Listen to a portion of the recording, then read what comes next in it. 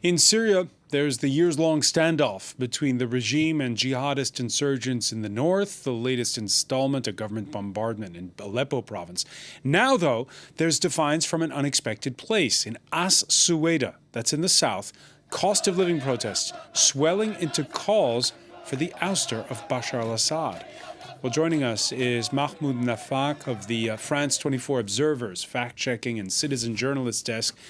You're calling these protests unprecedented. Well, actually, we spoke to many people, many observers who are on the ground in Al-Suwayda city in the extreme south of Syria, and they told us about this historic manifestation that is taking place, that took place this morning in Syria. It's something that is quite unprecedented for the city, and they told us about we say historic because of the number of the people, the number of participants that were present, but also because of the nature of the demands that were expressed this morning. So we can hear this first video that came out from the city this morning, where people clearly demand the ouster of the Syrian regime and the departure of Syrian President Bashar al-Assad. Let's hear.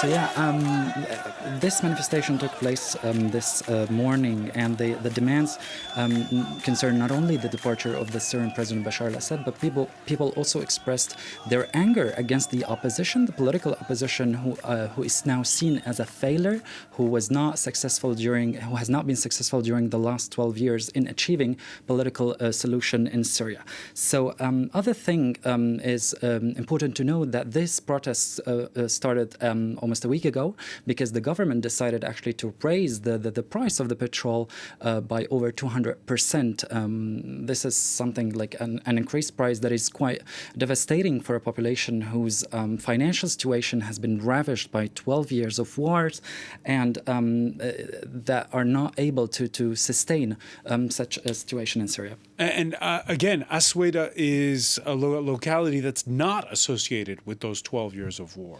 Well, the people from As-Suwayda, the people we talked to, actually refused the idea that this city has not been participating in the Syrian revolution that started in 2012, because they say this city has been a shelter, a safe shelter for the IDs, the internally displaced people in Syria during the last 12 years. And also, they did not send their youth to participate in the Syrian army and fight their fellow citizens, neither in the pro-Assad militias.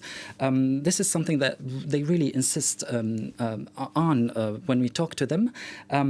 It's important also to note, when we see these videos that are coming out from the city, that there is the presence of all sectors of the society in Syria. We see young people, we see the clergy, we see women participating. And I would like you to have a look at this second video, where we see a woman leading the protest this morning in As-Suwayda.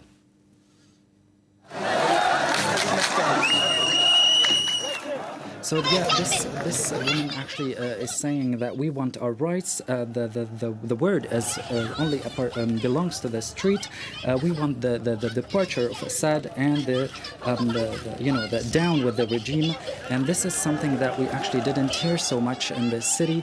It's something quite unprecedented. And why the situation in this city is particular, because as you mentioned earlier, this is a city that is inhabited by mainly Druze population. And this is actually an argument that was used by the Syrian regime during the last 12 years, saying that I am the protector of minorities, these minorities stand with me, and this constitutes a slap on the face, actually, for the regime and its allies. Very briefly, how is the regime reacting? So in Al-Suwayda, we